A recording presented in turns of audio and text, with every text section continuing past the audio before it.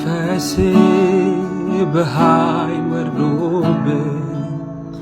የነፍሳት ሸክም በዝቶብኝ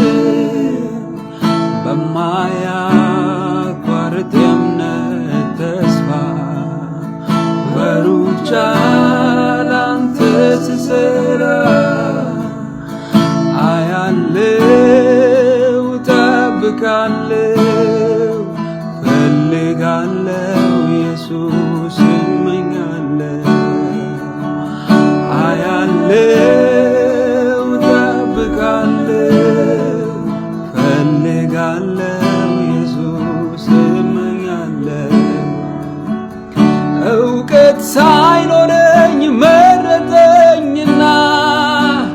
ወዳቂውን ሳይንቅ አከበረኝ እኔን